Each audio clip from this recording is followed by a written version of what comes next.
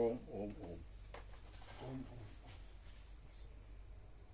તો ત્યાં મૂકી દે અને પેલા ફ્રીજમાં બહાર રાખું કે ફ્રીજમાં મૂકું? હે બહાર રાખું કે ફ્રીજમાં?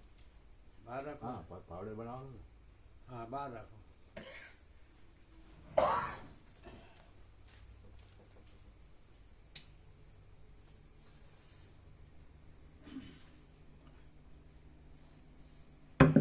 ઓમ ઓમ ઓમ.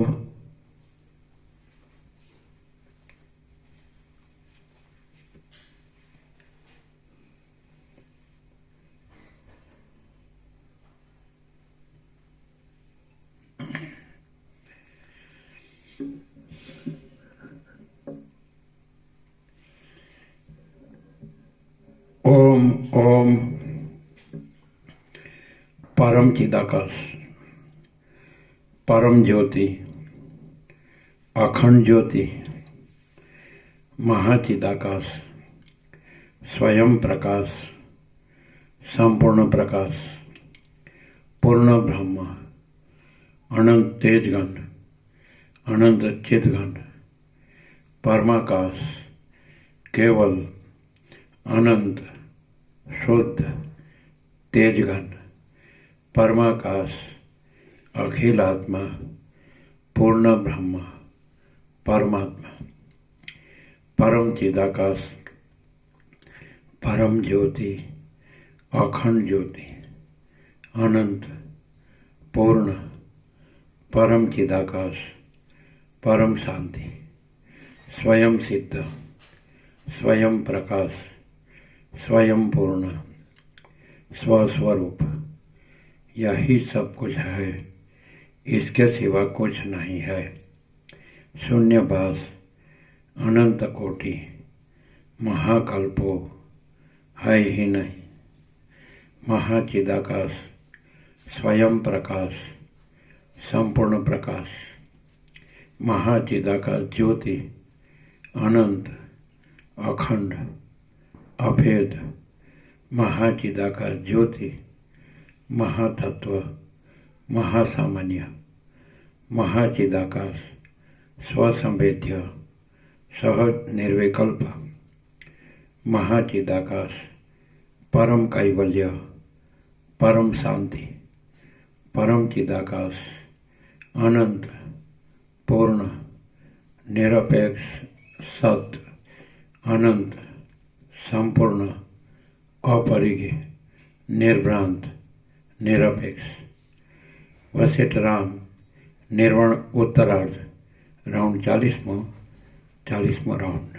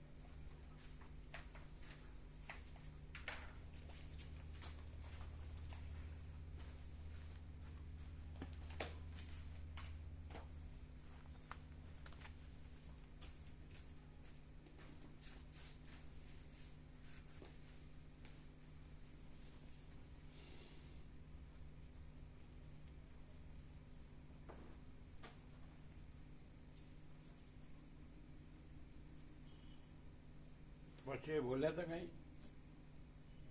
બે જણા ડૉક્ટર પ્રભુ આચાર્ય પ્રભુ શું બોલ્યા? એમના શબ્દો શું હતા?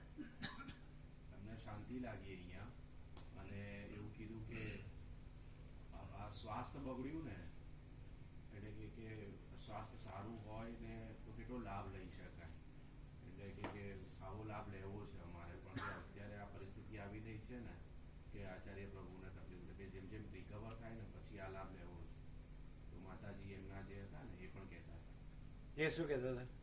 એમણે જ એવું કીધું કે આ લાભ અહીંનો જે છે ને એ તો કે માલસર આવ્યા ને ત્યારેથી એમને એવું હતું કે આ લાભ અહીંયા મતલબ રહીને લેવો છે. તો કે પેલું બધું એમનું થોડુંક શિફ્ટ થવાનું ને બધામાં ચાલ્યું અને પછી એમનું સ્વીકાર્યું કે એવું બધું કરવા ગયા શિફ્ટ થવામાં અને હવે આ સ્વાસ્થ્ય બગડી ગયું. એના કરતા કે આ લાભ લઈએ ને એ વધારે સારું છે કે મહત્વનું છે એમ કીધું. એ બધી દોડાદોડો થઈ શિફ્ટ કર્યું એ બધું કર્યું એટલે આચાર્ય પ્રભુનું સ્વાસ્થ્ય અત્યારે એ થયું એટલે કે એ સ્વાસ્થ્ય સારું હોત તો કે એકદમ રોકાઈને લેવાય એવી સરસમાં મન ઠરે એવી જગ્યા છે કે એવું કીધું. કેવી જગ્યા? મન ઠરે કે શાંતિ લાગે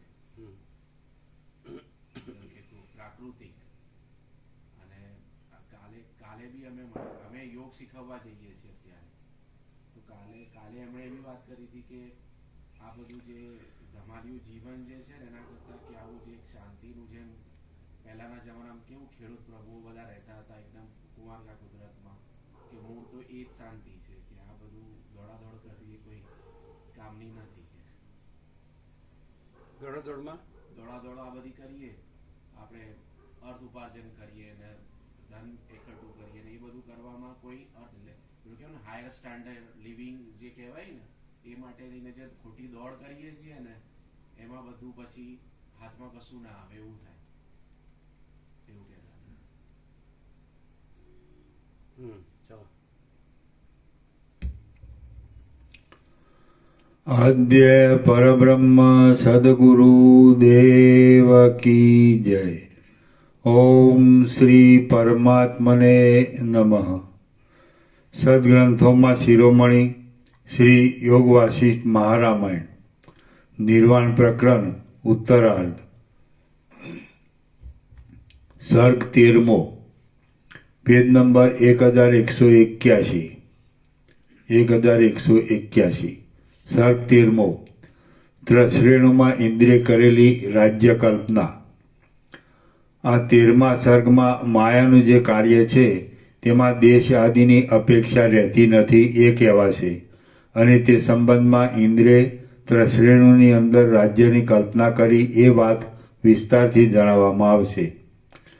ભૂષુંડ બોલ્યો, પ્રથમ અધ્યારોપ દ્રષ્ટિથી અવિવેકીઓને સમજાવવા ખાતર દેશકાળની કલ્પના સ્વીકારવામાં આવી છે, પરંતુ તાત્વિક દ્રષ્ટિએ તો આ જગત કે જે ચેતન તત્વના ચમત્કારના એક ફેલાવા રૂપ જ છે, તેમાં જેમ આકાશની અંદર ચોતરફ પ્રસરી રહેલા સૂર્ય વગેરેના પ્રકાશને ધારણ કરી રાખવાને થાંભલાની જરૂર નથી, તે રીતે દેશકાળની કશી પણ જરૂર નથી.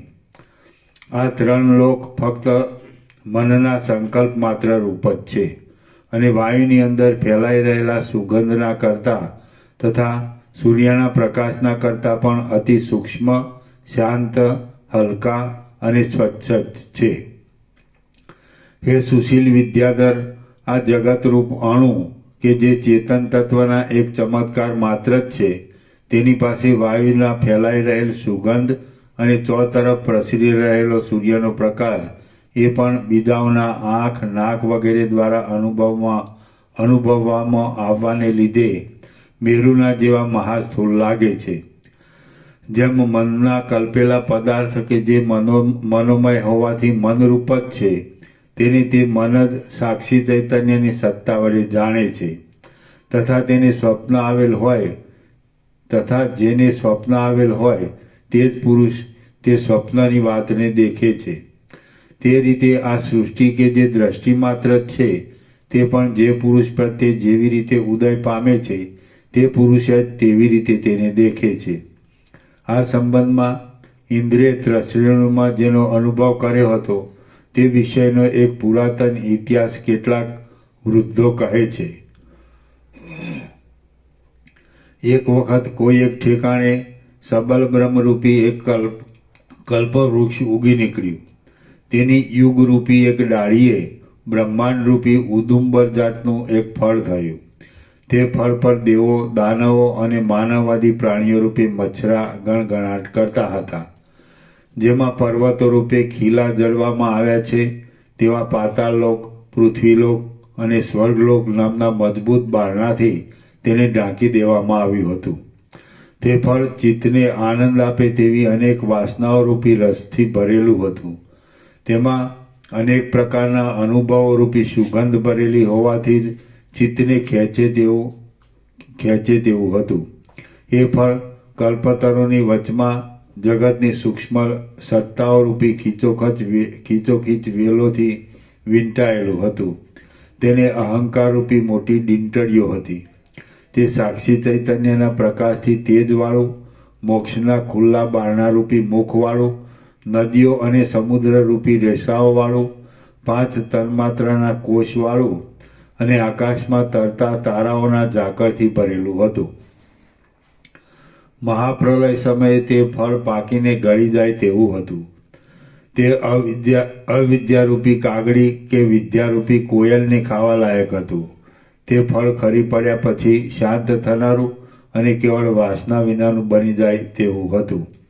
તેની અંદર ત્રિલોકીનો અધિપતિ ઇન્દ્ર મધપુડા ઉપર બેઠેલી મધમાખીઓનો જેમ કોઈ મોટી મધમાખ નાયક હોય તે રીતે સર્વ દેવતાઓનો અધીશ્વર હતો.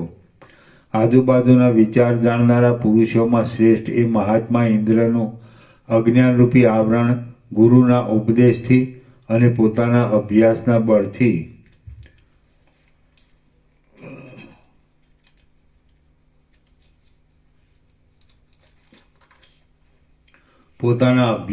બળથી આત્મતત્વની ભાવના કરવા વડે ક્ષીણ થઈ ગયું હતું.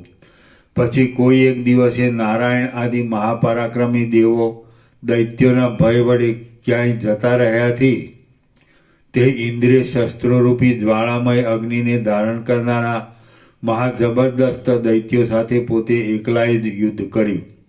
પરંતુ મહાબળવાન દૈત્યોએ તેનો આખરે પરાજય કર્યો. તેથી ચોતરફ ધ્યાન રાખી તે જ સમયે તેણે પલાયન કર્યું. અતિ વેગથી 10 દિશાઓમાં તેણે દોડ કરી, પરંતુ સર્વ ઠેકાણે શત્રુઓ પહોંચી વળવાથી પાપી પુરુષની જેમ પરલોકમાંથી શાંતિનું ઠેકાણું ન મળે તે રીતે ઇન્દ્રને ક્યાંય પણ શાંતિનું ઠેકાણું મળ્યું નહીં.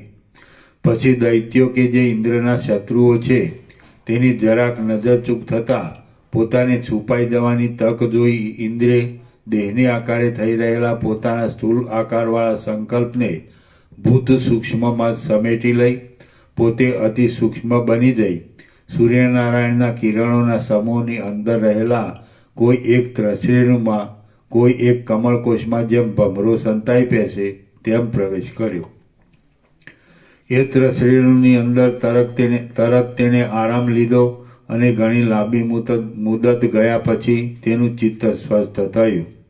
સંગ્રામના પ્રસંગને ભૂલી જઈ પછી તે બીજે ક્યાંય બહાર ન નીકળતા ત્યાં ત્રસરેણુમાં જ શાંત થઈને રહ્યો.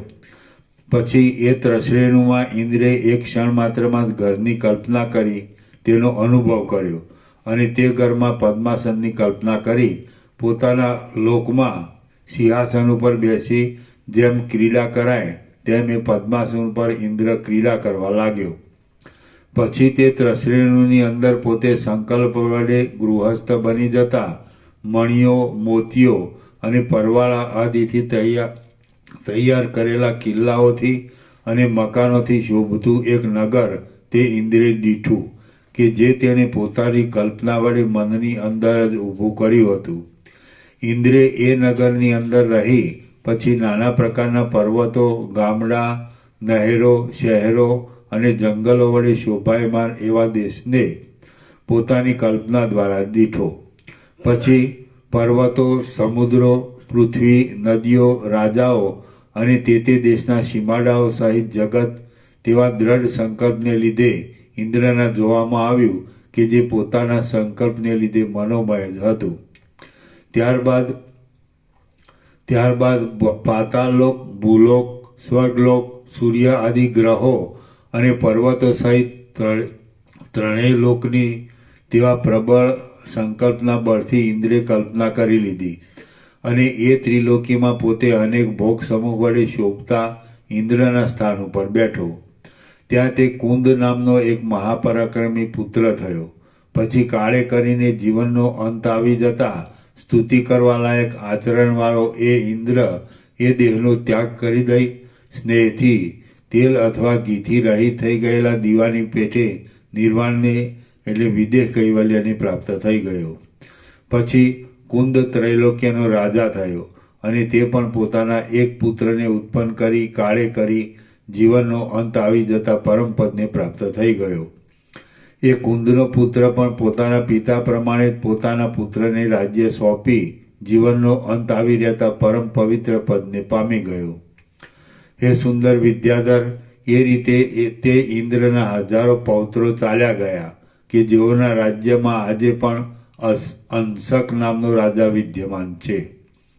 ઉપર વર્ણન કર્યા પ્રમાણે આ દિવસ સુધી તે ઇન્દ્રે ત્રશ્રેણુની અંદર કલ્પી લીધેલ લોકમાં એ ઇન્દ્રનો જ વંશ ઇન્દ્રના રાજ્યનું પાલન કરે છે અને આકાશના કોઈપણ દેશમાં સૂર્યના પ્રકાશ વડે પવિત્ર થયેલું એ ત્રશ્રેણું હણાય, ગળી જાય, શિથિલ થઈ જાય કે નાશ પામી જાય તો પણ એ ઇન્દ્રનું મનોમય રાજ્ય કદી પણ ગલિત કે નષ્ટ થતું નથી. શ્રી યોગવાસી મહારામાયણમાં નિર્વાણ પ્રકરણના ઉત્તરાર્ધનો પ્રશ્રેણવંતર સંગ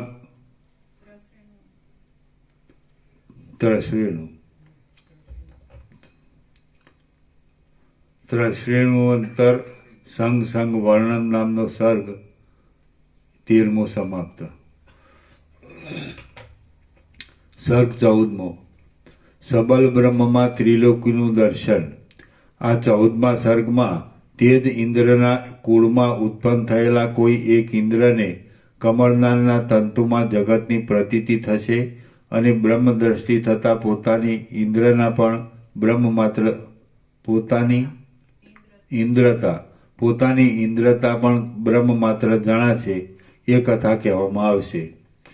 ભૂસુંડ બોલ્યા, એ ઇન્દ્રપદ ઉપર દેવોના અધ્યક્ષ તરીકે તે જ ઇન્દ્રના વંશમાં થયેલો ઉત્તમ ગુણોવાળો અને સદગુણોથી શોભતો કોઈ એક ઇન્દ્ર થયો કે જેનું એ શરીર પછી પાછો જન્મ ન જ થવાને લીધે છેલ્લું જ હતું. તે ઇન્દ્રના કુળના છેલ્લા પુત્રને તે સ્થાને બૃહસ્પતિના વચનના પ્રભાવથી જ્ઞાનની પ્રાપ્તિ થઈ. પછી જાણવાનું સર્વ જેણે જાણી લીધેલ છે એવા અને દૈવ યોગથી જે આવી મળે તે વડે કામ ચલાવી લેનારા એ દેવતાઓના રાજા ઇન્દ્રે ત્રૈલોક્યનું રાજ્ય કર્યું. અજ્ઞાનને તરી ગયેલ શુદ્ધ ચિત્તવાળા તે ઇન્દ્રે દાનવ સાથે યુદ્ધ કર્યું, સર્વ શત્રુમંડળનો પરાજય કર્યો અને 100 અશ્વમેધ યજ્ઞો કર્યા. એ ઇન્દ્ર કાંઈ કારણસર કમળનાલના કોમળ બાળતંતુની અંદર ઘણા લાંબા કાળ સુધી રહ્યો હતો અને ત્યાં તેણે બીજા પણ સેંકડો વૃત્તાંતોનો અનુભવ કર્યો હતો. જ્ઞાનના બળ વડે દીપી નીકળનારા એ ઇન્દ્રને એક દિવસ એવી ઈચ્છા થઈ કે બ્રહ્મ તત્વ કે જે માયાનો સંબંધ થતાં સબલ બ્રહ્મ એવા નામથી ઓળખાય છે તેનું હું ધ્યાનસ્થ થઈ બરાબર અવલોકન કરું. આવો વિચાર કરી પછી તેણે એકાંતમાં બેસી બહાર અને અંદર વિક્ષેપ થવાના સર્વ કારણોનો ત્યાગ કરી બુદ્ધિને શાંત રાખી સમાધિ દ્વારા બ્રહ્મ તત્વનું અવલોકન કર્યું. સર્વશક્તિવાળું, સર્વ વસ્તુઓ રૂપે રહેલું, સર્વવ્યાપી, સર્વશક્તિમાન હોવાથી સર્વદા સર્વ પ્રકારે સર્વરૂપ થઈ રહેનારું, સર્વત્ર સર્વ પદાર્થોમાં રહેલું, સર્વ તરફ હાથ પગ આદિ અવયવોવાળું, ચારે તરફ આંખો, મસ્તકો અને મુખોને ધારણ કરનારું, ચોતરફ શ્રવણેન્દ્રિયવાળું, વ્યવહાર દ્રષ્ટિએ સર્વ ઇન્દ્રિયોના રૂપ આદિ પોતપોતાના વિષયોને ગ્રહણ કરવાની શક્તિરૂપી ગુણો વડે યુક્ત અને પરમાર્થ દ્રષ્ટિએ જોતા તે સર્વ ઇન્દ્રિયોના ગુણોથી રહિત, વ્યવહાર દ્રષ્ટિએ સર્વને ધારણ કરી રહેલું અને પરમાર્થ દ્રષ્ટિએ અસંગ, વ્યવહાર દ્રષ્ટિએ ગુણોને ભોગવનારું અને પરમાર્થ દ્રષ્ટિએ નિર્ગુણ, પ્રાણી માત્રની અંદર તથા બહાર ચરાચર રૂપે રહેલું અતિ સૂક્ષ્મ હોવાથી વિશેષે કરી તરત ન જાણી શકાય તેવું, દૂર પણ રહેલું અને પાસે પણ રહેલું, સર્વત્ર અનેક સૂર્યચંદ્રોને ધારણ કરનારું, સર્વત્ર અનેક પૃથ્વીઓને ધારણ કરી રહેલું, સર્વત્ર અનેક પર્વતોને ધારણ કરનારું, તેમાં સર્વત્ર અનેક સમુદ્રોને ધારણ કરી રહેલું, સર્વત્ર ઘણા સારવાળું, સર્વત્ર અનેક આકાશોને ધારણ કરી રહેલું, સર્વત્ર અનેક સંસારો કૌંસમાં જન્મ મરણ આદિ પ્રપંચોવાળું, સર્વત્ર અનેક જગતને ધારણ કરનારું, પરમાર્થ દ્રષ્ટિએ સર્વત્ર મોક્ષ સ્વરૂપે જ રહેલ અને સર્વત્ર ચૈતન્ય રૂપે રહેલ છે. સર્વત્ર ચારે તરફથી સર્વ પદાર્થો રૂપે દેખાતું અને વસ્તુતઃ સર્વથી રહિત એવું બ્રહ્મ તત્વ સમાધિ દ્વારા ઇન્દ્રના જોવામાં આવ્યું.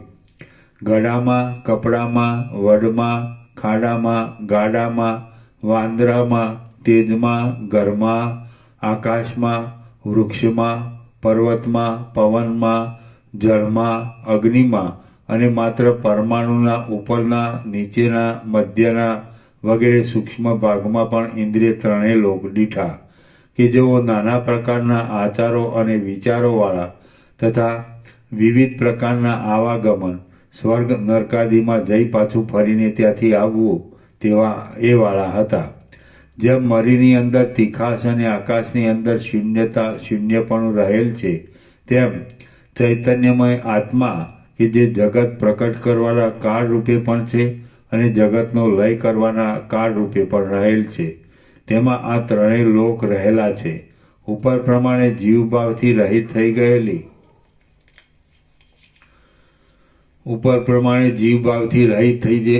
ગયેલી પોતાની શુદ્ધ બુદ્ધિ વડે દેખાતો એ ઇન્દ્ર તેના તેજ ક્રમથી પોતાના તેજ દેહ વડે તેવે જ પ્રકારે ધ્યાનસ્થ થઈને રહ્યો. ઘણા લાંબા કાળ સુધી ધ્યાન વડે સર્વને એક સબલ બ્રહ્મમાં જ દેખનારા ઉદાર બુદ્ધિવાળા મહાબુદ્ધિશાળી એ ઇન્દ્રના જોવામાં આ આપની સૃષ્ટિ પણ આવી અને પછી તેણે આ આપની સૃષ્ટિના ફરતા ફરતા પાતાળલોક, પૃથ્વીલોક આદિને ક્રમે કરી જોયા. ત્યારબાદ સ્વર્ગલોકને જોઈ છેવટ તેમાં ઇન્દ્રનું દર્શન થતાં એ ઇન્દ્રમાં અહંકાર બંધાવાના સંસ્કારો જાગવાથી તથા પ્રથમ કરેલા અશ્વમેધ યજ્ઞોનું કાંઈ પણ અદ્રશ્ય ફળ અવશ્ય મળવાનું હોવાથી તે આ સૃષ્ટિના ઇન્દ્રપણાને પ્રાપ્ત થઈ ગયો અને સેંકડો વૃત્તાંતોથી ભરેલું ત્રિલોકીનું રાજકાજ કરવા લાગ્યો. એ વિદ્યાધરોના કુળના અધ્યક્ષ શ્રેણુની અંદર રહેલા ઇન્દ્રના કુળમાં ઉત્પન્ન થયેલા એ કમળનાળના તંતુમાં રહેલ ઇન્દ્ર આ બ્રહ્માંડમાં પણ આજ દિવસ સુધી ઇન્દ્રપદ ઉપર રહ્યો છે એમ તમે સમજો. પછી આ બ્રહ્માંડમાં ઇન્દ્રપદ ઉપર રહ્યા બાદ પોતાના હૃદયમાં બીજની પેઠે સૂક્ષ્મ રીતે સંસ્કાર રૂપે રહેલા અને પૂર્વકાળમાં મુખ્યત્વે કરી એવા જ્ઞાન યોગના કરેલા અભ્યાસના બળથી યથાસ્થિત રીતે કમળનાળના બાળતંતુમાં નિવાસ થવો એ આદિ પોતાનું પ્રથમનું વૃત્તાંત તેના સ્મરણમાં આવ્યું. જેવી રીતે ત્રશ્રેણુની અંદર રહેલા ઇન્દ્રની તમને મેં વાત કરી અને તેના જ કુળમાં થયેલા કમળનાળના બાળતંતુમાં રહેલા આ કાંતિમાન ઇન્દ્ર વિશે તમને કહ્યું, તેવી જ રીતે ત્યાં અહીં અને બીજે ઠેકાણે તેવી જ જાતના વ્યવહારવાળા સેંકડો અને હજારો ઇન્દ્રો આ અનંત ચિહ્નરૂપ આકાશમાં થઈ ગયા છે અને હાલ પણ છે. એવી રીતે અનેક તરંગોવાળી સૃષ્ટિરૂપી નદી ઘણા લાંબા કાળથી એટલે અનાદિકાળથી સતત રીતે વહ્યા કરે છે. આ દ્રશ્યરૂપી નદી ત્યાં સુધી તો ખૂબ વેગથી વહે જાય છે કે જ્યાં સુધી અડધી પ્રાપ્ત થયેલી અને અડધી નહીં પ્રાપ્ત થયેલી ચોથી ભૂમિકાથી માંડી છઠ્ઠી ભૂમિકા સુધીની પરમપદ અવસ્થામાં આ સઘળું માયામય છે એવો અનુભવ નથી થતો. પરંતુ જ્યારે તેનું ખરેખરું સ્વરૂપ જોવામાં આવે કે તરત જ તે અતિ લાંબી અને ચોતરફ ફેલાઈ રહેલી દ્રશ્યરૂપી નદી ઝાઝવાના જળની નદીની પેઠે ક્યાંય લય પામી જાય છે. હે નિષ્પાપ વિદ્યાધર, આ માયા એવી તો વિચિત્ર છે કે હર કોઈ કારણથી ગમે તે કાળે અને ગમે તે સ્થળે હર કોઈ પ્રકારે ખડી થઈ જતી જોવામાં આવે છે. જેમ જળથી ભરેલા વાદળામાંથી વૃષ્ટિ થાય છે, તેમ આ માયા પણ અહંકારના જ માત્ર ચમત્કારથી ઉત્પન્ન થાય છે અને સત્યરૂપે જોવા જતાં તરત જ ઝાકળની પેટે નાશ પામી જાય છે. જે સર્વના સાક્ષીરૂપ બ્રહ્મ ચૈતન્ય છે તે ખરી રીતે સર્વ વિકલ્પોથી રહિત છે અને અહંકારને લીધે વિસ્તાર પામેલા અનેક મનોરથોથી કૌંસમાં માનસિક સંકલ્પોથી તથા દ્રષ્ટા દર્શન અને દ્રશ્યરૂપી ત્રિપુટીથી પણ રહિત છે. અર્થાત તે જાગ્રત અવસ્થા વિનાનું છે. સ્વપ્નમાં વળી વાસનામય છતાં દેખાતા પદાર્થોથી પણ રહિત છે અને સર્વ શૂન્યતા રૂપે સુષુપ્તિ અવસ્થામાં જણાતા અજ્ઞાનથી પણ શૂન્ય જ છે. તથા જે આકાશના જેવું સદા પરિપૂર્ણ છે તે ચિદ્રૂપ આત્મતત્વ ખરી રીતે જોઈએ તો અવશેષ રહે છે. શ્રી યોગવાસિષ્ઠ મહારામાયણમાં નિર્વાણ પ્રકરણના ઉત્તરાર્ધનો સંગ સંકલ્પના ઐક્યનું પ્રતિપાદન નામનો સર્ગ 14મો સમાપ્ત. સર્ગ 15મો. અહંકારની નિવૃત્તિથી જગતની ભ્રાંતિ દૂર થાય છે. અહંકારની નિવૃત્તિથી જગતની ભ્રાંતિ દૂર થાય છે. આ 15મા સર્ગમાં અહંકાર જ જગતરૂપ ભ્રાંતિના બીજ રૂપે કહેવાશે અને એ અહંકારને નિવૃત્ત કરી દેવાથી જગતરૂપી ભ્રાંતિ પણ નિવૃત્ત થઈ જતા શુદ્ધ આત્મા જ શેષ રહે, એટલે કૃતાર્થપણું પ્રાપ્ત થાય તે જણાવવામાં આવશે. ભૂષુંડ બોલ્યો, જેમ ત્રશ્રેણુની અંદર રહેલા ઇન્દ્રને એક ત્રશ્રેણુમાં પણ જગત દેખાતું હતું, તેવી જ રીતે જ્યાં અહંકાર હોય ત્યાં જગત તો પ્રથમ જ તૈયાર થઈ આવી ઊભું રહે છે. ભ્રાંતિ વડે જ આકાશની અંદર દેખાતા અનેક રંગોની પેઠે માત્ર અજ્ઞાનને લીધે અનુભવમાં આવતી આ જગત સંબંધી ભ્રાંતિનું પહેલું મૂળ તપાસવા બેસીએ તો અહંભાવ જ કહી શકાય છે કે જે હું કાંઈક અમુક રૂપ છું એમ માની બેસે છે. વાસનારૂપી રસથી સિંચાયેલા અહંકારરૂપી બીજના કણમાંથી જ બ્રહ્મરૂપી પર્વતની અંદર આકાશ કૌંસમાં અવ્યાકૃત રૂપ જંગલમાં તારાઓરૂપી પુષ્પ સમૂહને ધારણ કરનારું, વાદળા, ઝાકળ, જંગલ વગેરેથી ઢંકાયેલા પર્વતોરૂપી પાંદડાવાળું, ગંગા આદિ ઉત્તમ નદીઓરૂપી રેસાઓના સમૂહને ધારણ કરી રહેલ અને વાસનાઓ જેમાં દ્રઢ બીજરૂપે રહેલ છે એવા ભોગોરૂપ ફળોવાળું આ ત્રિલોકીરૂપી વૃક્ષ પેદા થાય છે.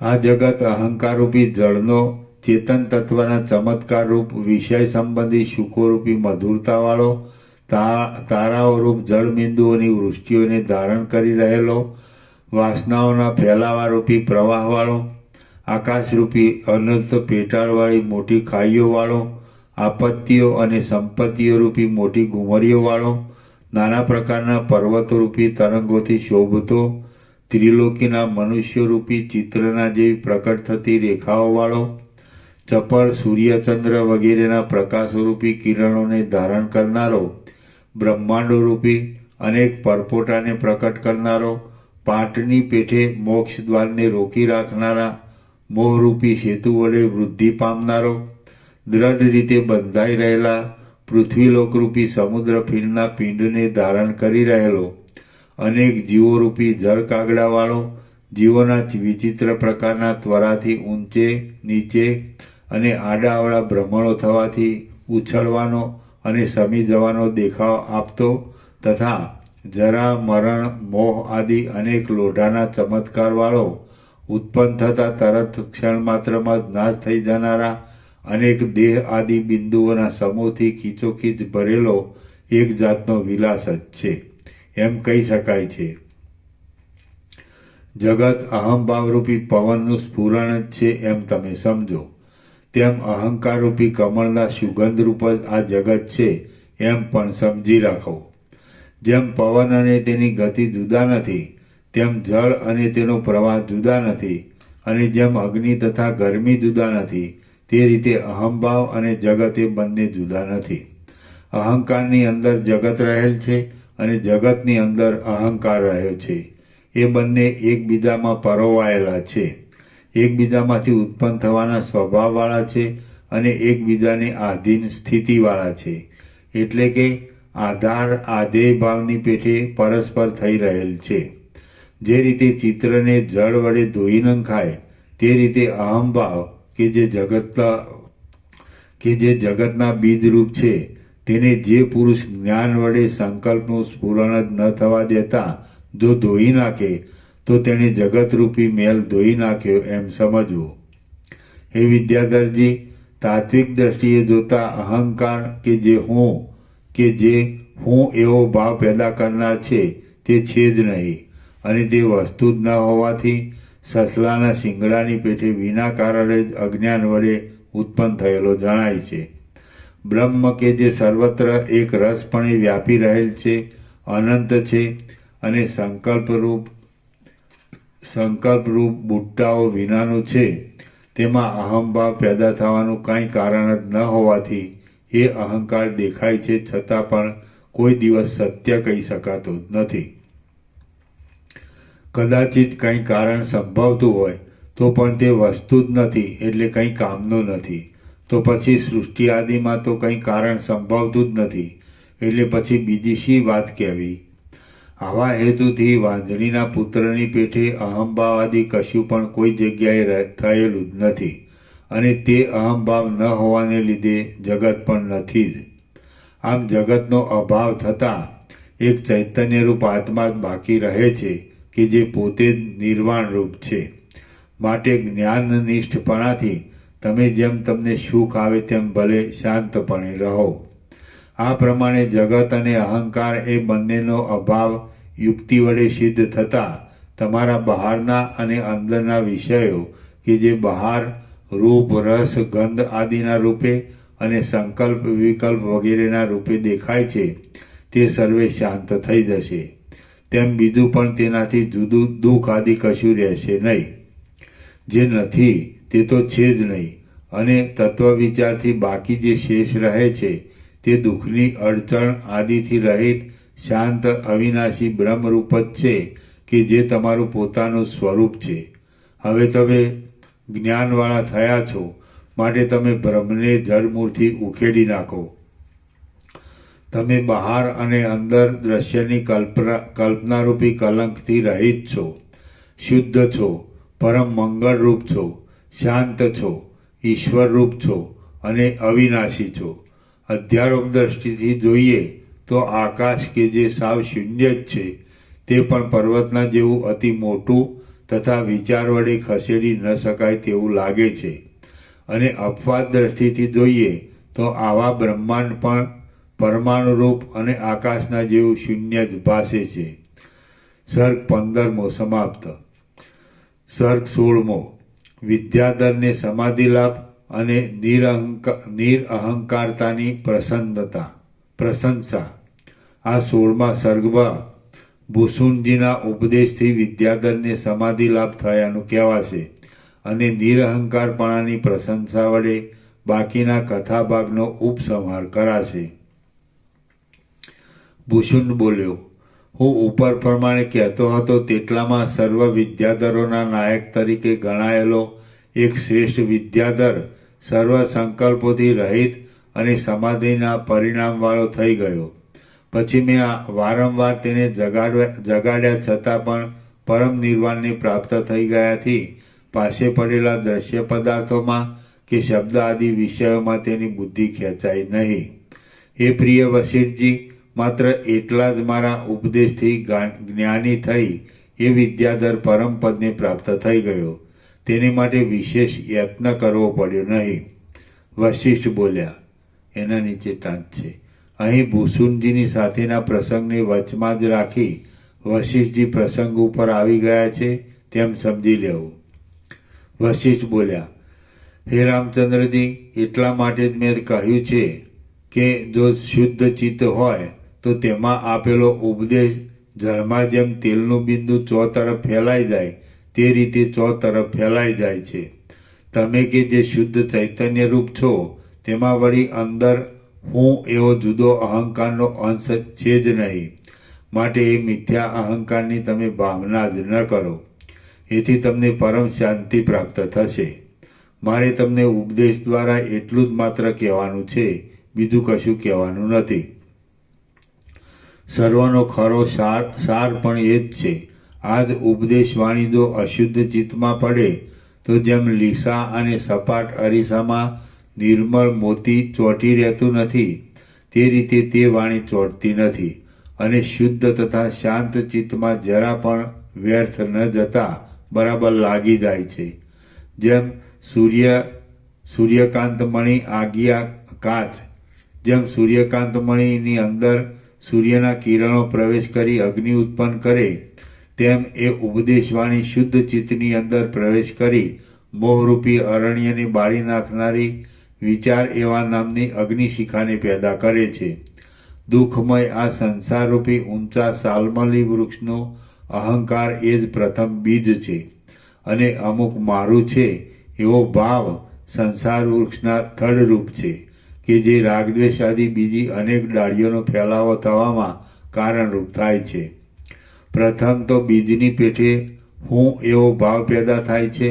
તેની અંદર જેમ બીજમાંથી વૃક્ષ થાય તેમ અમુક મારું છે એવો ભાવ ઉત્પન્ન થાય છે અને પછી વૃક્ષમાં ડાળીઓ જેમ થાય તેમ પછી અમુક રૂપે દેખાતા સેંકડો પદાર્થોનો સંબંધ કરાવી અનર્થોને પેદા કરનારી સંસારના ભારને ઉપાડનારી ઈચ્છા પેદા થાય છે.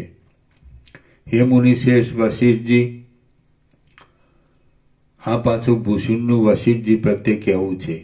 હે મુનિશ્રેષ્ઠ વશિષ્ઠજી, આ વિદ્યાધરના જેવા મૂઢ પુરુષો પણ કેટલાક ચિરાયુ હોય છે.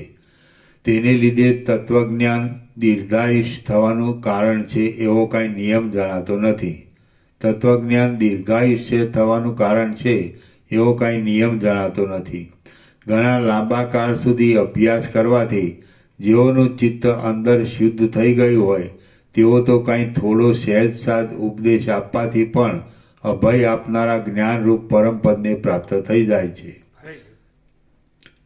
ઘણા લાંબા કાળ સુધી અભ્યાસ કરવાથી જેઓનું ચિત્ત અંદર શુદ્ધ થઈ ગયું હોય તેઓ તો કાંઈ થોડો સહેજ સાદ ઉપદેશ આપવાથી પણ અભય આપનારા જ્ઞાનરૂપ પરમપદને પ્રાપ્ત થઈ જાય છે. વશિષ્ઠ બોલ્યા, મુક્ત ચિત્તવાળા એ ભૂષુણજી, મેરુ પર્વતના શિખર ઉપર મને ઉપર પ્રમાણે કહી મેઘ જેમ ઋષ્યમુખ પર્વતમાં મતંગ ઋષિના આશ્રમમાં ગર્જના ન કરતા મૌન ધારણ કરે છે તેમ તેઓ મૌન ધારણ કરી રહ્યા. ઋષ્યમુખ પર્વતમાં મતંગ ઋષિના આશ્રમની અંદર મતંગ ઋષિના શાપના ભયથી મેઘો ગાજતા નથી એ પ્રસિદ્ધ છે. હે રામચંદ્રજી, પછી હું પણ એ વિદ્યાધર વિશે ભૂષુણજીને પૂછી ત્યાંથી વિદ્યાધર પાસે ગયો અને તેને પણ કેટલુંક પૂછી પાકી ખાતરી કરી લઈ મુનિઓની મંડળીથી શોભતા પોતાના આશ્રમમાં પાછો આવતો રહ્યો. વિદ્યાધરને તત્કાળ થોડા બોધથી જ ઉત્પન્ન થયેલી શાંતિ પ્રાપ્ત થવાની વાત કે જે મને ભૂષુણજીએ કથા પ્રસંગ દ્વારા કહી હતી તે મેં તમને આજે કહી સંભળાવી. ભૂષુણજી કે જે સર્વ પક્ષીઓના એક રાજા જેવા છે તેમની સાથે આ મારો સમાગમ થયો. ત્યાર પછી તો કલ્પના 11 મહાદિવ્ય યુગો આજ દિવસ સુધીમાં ચાલ્યા ગયા છે.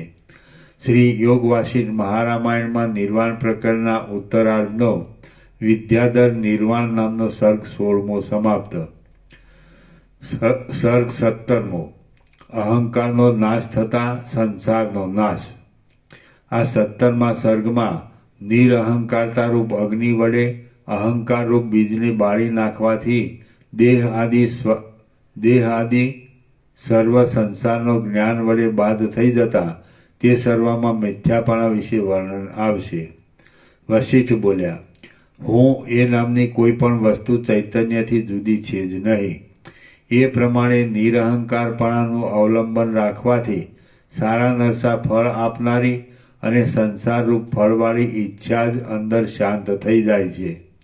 નિરઅહંકારતાનો અભ્યાસ કરવાથી માટીનું ઢેફું, પથ્થર અને સોનાને સમાન જાણનારો વિવેકી પુરુષ સંસાર સંબંધી સર્વ પીડાઓથી રહિત થઈ જઈ પાછો દુઃખને પ્રાપ્ત થતો નથી. અહંકારરૂપી સંપુટમાં અહંકાર રૂપી સંપુટમાં અગ્નિની જ્વાળાની પેઠે પ્રકટ થયેલા પરબ્રહ્મના સાક્ષાત્કાર થવારૂપ બોધના બળથી દૂર ફેંકી દીધેલો અહંકાર આદિ દ્રશ્યવર્ગ રૂપી પાષાણ અગ્નિના યંત્રમાં ફેંકેલા પાષાણની પેઠે તરત કોણ જાણે ક્યાં જતો રહે છે તે જાણી શકાતું નથી. અહંકાર રૂપી સંપુટમાં નિદિધ્યાસન આદિના બળથી પ્રકટ થયેલ બ્રહ્મ જ્ઞાન રૂપી બળવાન વીરે પોતાની સત્તા વડે ઘણે દૂર ફેંકી દીધેલ અહંકાર આદિ દ્રશ્ય વર્ગ રૂપી પથ્થર કોણ જાણે ક્યાં તરત જતો રહે છે તે જાણવામાં આવતું નથી. અહમભાવ રૂપી સંપુટમાં નિદિધ્યાસન આદિ દ્વારા પ્રકટ થયેલ બ્રહ્મજ્ઞાન રૂપી બળવાન વીરે પોતાના બળ વડે ફેંકેલો શરીર યંત્ર રૂપી પથ્થર તત્કાળ ક્યાં જતો રહે છે તેની કશી ખબર જ પડતી નથી. નિરહંકારતાવાળી વૃત્તિમાં ઉડીને પડેલી ચેતન તત્વરૂપી જ્વાલા વડે અહંકારરૂપી હિમ ગળી જઈ સંતાઈ જવાથી ક્યાંય તત્કાળ જતું રહે છે કે જે જાણવામાં જ આવતું નથી. ઉત્તમ વર્ણવાળા એટલે બ્રાહ્મણ આદિ જાતિ અને શુક્લાદિ રંગ એ બંનેનો વાચક વર્ણ શબ્દ મૂકેલો છે. ઉત્તમ વર્ણવાળા શરીરરૂપી પાંદડામાંથી અહંકારરૂપી રસ કે જેની અંદર પાછો રહેલો છે તે અહંકારથી રહિત શુદ્ધ ચેતન તત્વરૂપ જ્વાળા લાગતા તરત કોણ જાણે ક્યાં ચાલ્યો જાય છે કે તે વિશે પાછું કશું જણાતું નથી. નિરહંકારતારૂપ સૂર્યકિરણ દ્વારા શરીરરૂપી પાંદડામાંથી ખેંચાયેલો અહમભાવરૂપી રસમય આસવ પરવાળાને પરબ્રહ્મ ભાવને તથા પોતાના કારણરૂપ સૂક્ષ્મ જળ ભાવને પ્રાપ્ત થાય છે. અહંકારરૂપી વડનું બીજ ભલે શૈયામાં, ગારામાં, પર્વતના ઘરમાં, આકાશમાં, સ્થળમાં, જળમાં કે ગમે તે જગ્યાએ સ્થૂળ રૂપે, સૂક્ષ્મ રૂપે, નિરાકારપણાથી કે બીજા રૂપોથી રહેલ હોય કિંવા સૂતેલ હોય, જાગ્રત અવસ્થામાં હોય, ભસ્મ થઈ ગયેલ હોય, કોઈએ ધારણ કરી રાખેલ હોય, કોઈએ લઈ જવાયેલ હોય, કોઈ દૂર દેશમાં રહેલ હોય કે કોઈ નજીકના દેશમાં રહેલ હોય, પરંતુ જ્યાં સુધી તેમાં અહંકારરૂપી અંકુર અંદર કાયમ હોય ત્યાં સુધી તરત જ ક્ષણ માત્રમાં સર્વ દિશાઓ તરફ ફેલાઈ રહેનાર સંસાર એવા નામના ડાળીઓના સમૂહને તે પેદા કરે છે. અહંકારરૂપી વડના બીજની અંદર સૂક્ષ્મ રૂપથી રહેલું દેહરૂપી જબરું વડનું ઝાડ જ્યાં ત્યાં આ સંસારરૂપી ડાળીઓને પૂર્ણ રીતે ફેલાવી દે છે. જેમ બીજની અંદર જ સેંકડો ડાળીઓથી શોભતા સુંદર પાંદડાને, પુષ્પોને અને ફળોને ધારણ કરનાર વૃક્ષ સૂક્ષ્મ રૂપે રહેલ જ છે, કેમ કે તે બીજને ભેદી અંકુર આદિ ક્રમ વડે બહાર નીકળતું પ્રત્યક્ષ રીતે આંખો વડે સર્વના જોવામાં આવે છે. તેમ અહંકારરૂપી સૂક્ષ્મ બીજની અંદર સર્વદ્રશ્ય સંકલ્પથી વીંટાયેલો દેહ રહેલો જ છે કે જે સૂક્ષ્મ બુદ્ધિરૂપી દ્રષ્ટિ વડે વિદ્વાનોના જોવામાં આવે છે. કથા સાંભળવી વગેરે વિચારો વડે તત્વજ્ઞાન થઈ જવાથી ચિદાકાશરૂપી પોતાના સ્વરૂપમાં સ્થિતિને પ્રાપ્ત થયેલા દેહ હોવા છતાં તેમાં અહંતા રહિત આનંદ સર્વથી ઊંચા પરમપદમાં સ્થિર થઈ રહેલા પુરુષની જીવનમુક્ત દશામાં કે વિદેહમુક્ત દશામાં જ્ઞાનરૂપી મહાબળવાન અગ્નિ વડે બુંજાઈ ગયેલા અહંભાવરૂપી બીજના અંકુરના ભાગમાંથી તે બીજ હોવા છતાં અંકુર વગેરે કાર્ય ઉત્પન્ન કરવામાં અશક્તપણાને લીધે નહીં જેવું જ હોવાથી પછી આ સંસારરૂપી વૃક્ષ ઉત્પન્ન થતું નથી. શ્રી યોગ વાસિષ્ઠ મહારામાયણમાં નિર્વાણ પ્રકરણના ઉત્તરાર્ધનો અહંત્વા સત્તા યોગોપદેશ નામનો સર્ગ 17મો સમાપ્ત. સર્ગ 18મો જેટલા જીવ તેટલા જગત. આ 18મા સર્ગમાં મરી ગયેલા જીવોના મનમાં રહેલા અને પવનોએ આકાશની અંદર ચોતરફ આકર્ષણ કરી વહન કરતા અનંત જગતો વિશે વર્ણન આવશે.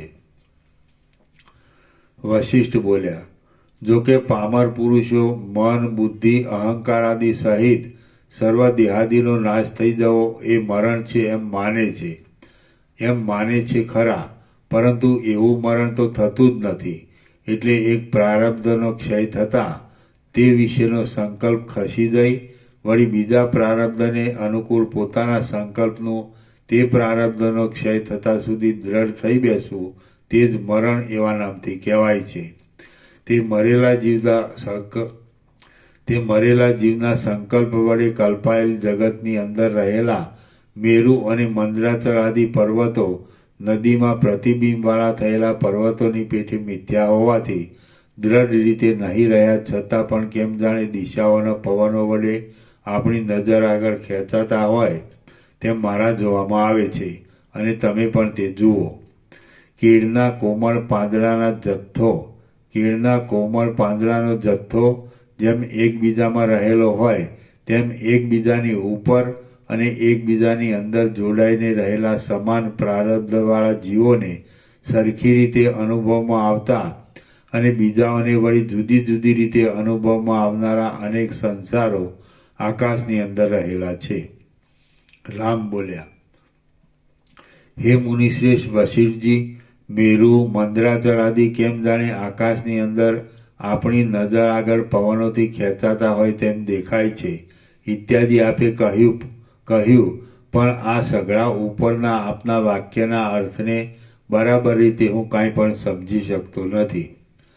વશિષ્ઠજી બોલ્યા, પ્રાણની અંદર ચિત્ત રહેલું છે અને ચિત્તની અંદર જે રીતે બીજમાં સૂક્ષ્મ રૂપે આખું વૃક્ષ રહેલું છે તે રીતે આ આખું જગત સૂક્ષ્મ રૂપથી રહેલું છે. જેમ પ્રવાહી સમુદ્રનું જળ નદીના જળ સાથે મળી જાય તેમ પુરુષનું મરણ થતાં બહાર નીકળેલા તેના પ્રાણવાયુ આકાશમાં રહેલા મહાવાયુ સાથે મળી જાય છે. આમ આકાશના વાયુ વડે ખાસ કરી ખેંચાયેલા એ પ્રાણવાયુઓની અંદર રહેલા જગતો જો કે માત્ર સંકલ્પરૂપ જ છે, છતાં કેમ જાણે આમ તેમ પ્રાણવાયુ સાથે ખેંચાતા હોય તેમ ભાસે છે. પ્રાણવાયુઓ સહિત અને સંકલ્પ રૂપે સ્ફૂરતા જગતને પોતાના ગર્ભમાં ધારણ કરનારા પવનો વડે આ બધી દિશાઓને હું ચોતરફ ભરપૂર જ દેખું છું. સંકલ્પ વડે કલ્પાયેલા જગતોના સમૂહની અંદર આપણી નજર આગળ જ મેરુ પર્વત અને મંદરાચળ આદિ સર્વ દિશાઓના પવનો વડે વહન કરાય છે કે જે મારા જોવામાં આવે છે, અને તમે પણ બુદ્ધિરૂપી દ્રષ્ટિ વડે જુઓ. આકાશમાં રહેલા મહાવાયુની અંદર મરણને પ્રાપ્ત થયેલા જીવનના પ્રાણ રહે છે. પ્રાણની અંદર મન રહે છે, અને જેમ તલની અંદર તેલ રહે છે તેમ મનની અંદર આ જગત રહ્યું છે એમ તમે સમજો. જેમ આકાશમાં રહેલા પવનો વડે મનોમય પ્રાણ કે જે આકાશના જેવા અતિ હલકા છે તે ખેંચાય છે, તે પ્રમાણે એ પવનો પ્રાણની અંદર હોવાથી તેના પેટામાં રહેલા આકાશના જેવા હલકા જગતોને પણ ખેંચે છે. 4 પ્રકારના પ્રાણી સહિત આકાશ, પૃથ્વી આદિ દ્રશ્ય વર્ગને ધારણ કરનારા ત્રણેય જગત સંકલ્પથી પેદા થયેલા હોવાથી મિથ્યા છતાં આપણી પાસે જ સર્વ ઠેકાણે પવન વડે ગંધની માફક ધારણ કરાયેલ છે. હે રામચંદ્રજી, એ ત્રણેય લોક સંકલ્પરૂપ હોવાથી પોતાના સ્વપ્નમાં દેખાતા નગરોની પેઠે અને સ્વપ્નમાં તેવા નગરની અંદર દેખાતા નદીના પૂરની પેઠે આ ચર્મચક્ષુ વડે દેખાતા નથી, પરંતુ તે બુદ્ધિરૂપી નેત્ર વડે જોવામાં આવે છે. આકાશ કરતાં પણ અતિ સૂક્ષ્મ એ સર્વ જગતો સદાકાળ સર્વ ઠેકાણે રહેલા જ છે, પરંતુ જો તેનો સાર તપાસવા જઈએ તો કલ્પના માત્ર જ હોવાથી તત્વદ્રષ્ટિએ જોતા કશું પવનો વડે ખેંચાતું જ નથી. તો પણ જેમ તમે અમારી દ્રષ્ટિમાં સાંભળનાર, ઉપદેશને ધારણ કરનાર વગેરે ક્રિયા કરનાર તરીકે આ મારી પાસે રહ્યા છો તે સત્ય છે, તેવી જ રીતે ચેતન અંશ સર્વવ્યાપી હોવાથી એ જગતો પણ તે જીવોને ભોગવવાના તે સ્વર્ગ, નરક, પૃથ્વી આદિ પોતપોતાના લોકોમાં તેઓની દ્રઢ ભાવના બંધાઈ જવાથી તેવા સુખ દુઃખ આદિ અર્થોને અને ક્રિયાઓને ઉત્પન્ન કરનાર હોવાથી તેઓની દ્રષ્ટિમાં સત્ય જ છે.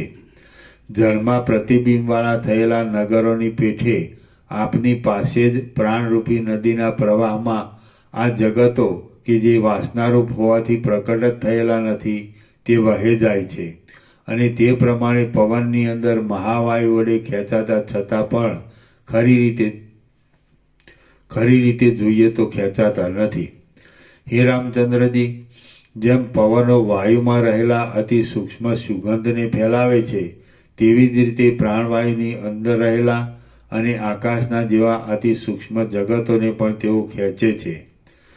જેમ ઘડાને કોઈ એક દેશમાંથી બીજા દેશમાં લઈ જવામાં આવે તો પણ તેની અંદર રહેલા આકાશમાં કશો ફરક પડતો નથી, તેમ ત્રણેય લોકની ભ્રાંતિને ધારણ કરનારું ચિત્ત ભલે સંકલ્પભેદ દ્રષ્ટિ આદિ ભાવને પ્રાપ્ત થાય, પરંતુ તેની અંદર રહેલા અધિષ્ઠાન ચૈતન્યમાં કશું પણ રૂપાંતર થતું નથી.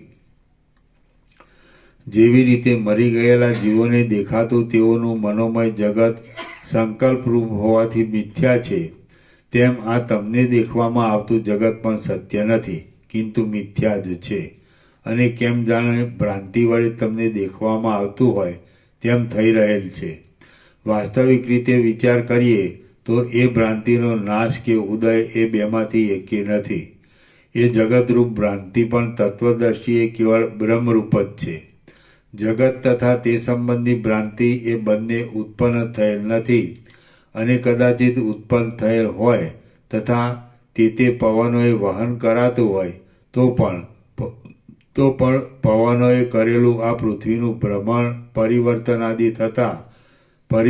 આદિ થતાં છતાં પણ આપણે આ પૃથ્વીમાં રહેલા હોવાની વહાણમાં બેઠેલા પુરુષને તેની અંદર જેમ વહાણની ગતિની ખબર પડતી નથી, તેવી રીતે આપણને પણ તે વિશેની કશી ખબર પડતી નથી.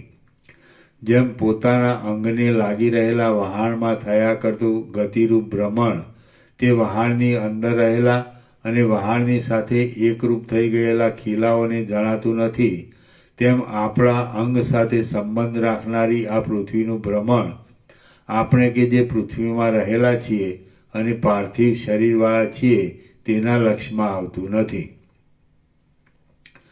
જેમ યોજન પર્યંત વિસ્તારવાળું કોઈ એક મહાવિશાળ ઘર હલકા નાના એક વૃક્ષના થાંભલામાં પણ ચિત્રરચનામાં ચતુર કોઈ એક કારીગરની બુદ્ધિ વડે ટૂંકામાં ચિત્રરૂપે ગોઠવાયાથી અનુભવમાં આવે છે, તે પ્રમાણે સૂક્ષ્મ પરમાણુની અંદર પણ આ મહાવિશાળ જગત બુદ્ધિની કલ્પના વડે અનુભવમાં આવે છે.